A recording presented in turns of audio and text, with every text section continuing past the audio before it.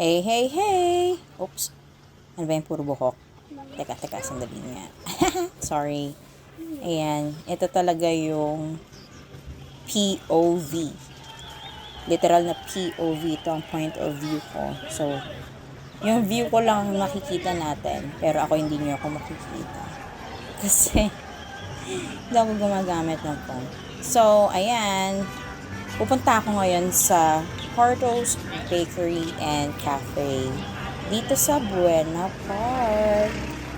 So, ayan. Ang gulo ko sa nakapatingin-tingin. Ang ganda dito. Nakakatuwa. Actually, first time kong pumunta dito. Ang masasabi ko lang, ang ganda ng building nila. Very modern.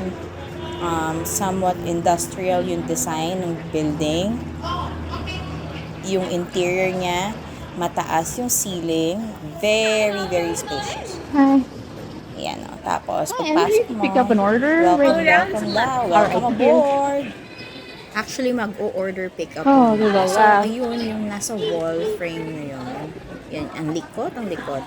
Siya si Rosa Porto. Siya yung founder ng Porto's Bakery. So, yeah, isang fact lang. May masabi lang.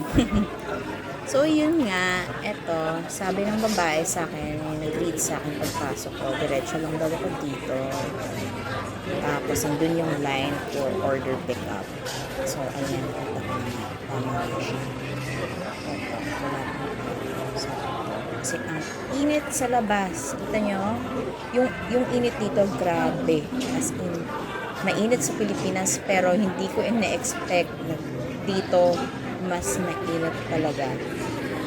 As in, nasunog yung balat ko. Kapag ang tagal mo naka-expose sa labas, talagang dito talaga dapat naka-sunblock ka talaga. Sa Pilipinas, parang di naman ako sa sunblock, pero di naman ako nasusunog. So, ayun, pinapapawisan ako, pero di ako nasusunog.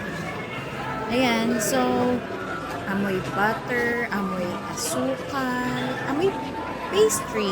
Ano yun? Yung cakes. Parang, ito yung isa sa mga lugar ng bata ko na gusto kong pinupuntahan. Kasi, may mga cakes, may desserts.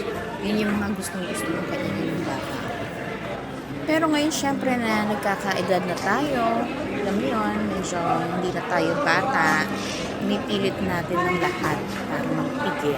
Pero dahil minsan lang tayo mapunta dito, ayan, yung budget ko na $20, naging $60.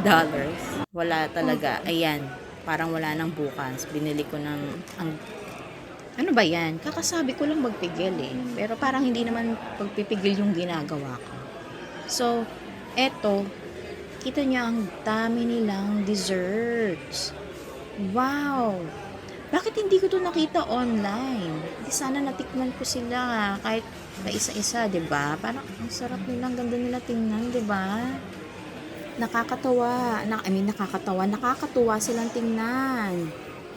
Parang ewan ko ba't hindi ko sila nakita. Ayan oh, ang dami pa pala nilang cakes dito. Wow!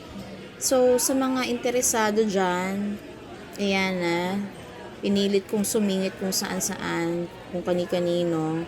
May pila yan eh. So, i-zoom in nyo na lang para makita nyo yung pangalan nila, tsaka yung prices. Tapos, diretso singit na rin ako para makabili ko. Charot lang. Wala nang budget para dun. So, ayan. Kung i-compare ko tong tindahan na to, para siyang Contis, Mary Grace, or yung boulangerie sa Pilipinas. Para siyang ganun. Tapos nga pala, majority ng mga nasa glass display nila, wala yun sa website ng Porto's. Hindi ko alam, meron din pala silang coffee bar. Wow, kung sa bagay, ang sarap nga naman ng tinapay sa kape, di ba? O kape sa tinapay.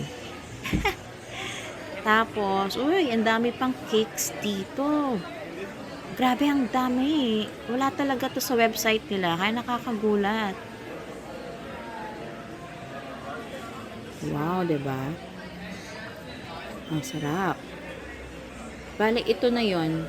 Yan yung dining area nila. Tapos, yan. Teka, isang tingin na lang. O, diba? Ang ganda. Tapos, yan, pabalik na ako. Paalis na tayo. So, yun lang. Magbabay na tayo kay ate. Palabas na tayo. Bye-bye, ate. Yan, panahon na para harapin ang init ng panahon sa labas. Sakit sa balat. Eto, pauwi na ako. Pabalik na ako sa sasakyan. Isang tingin muna dyan. Wow! Eto, sundan lang natin sila.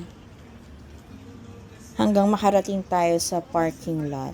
So, yun na yun. Bye-bye! Thank you sa pagsama. Sa susunod ulit.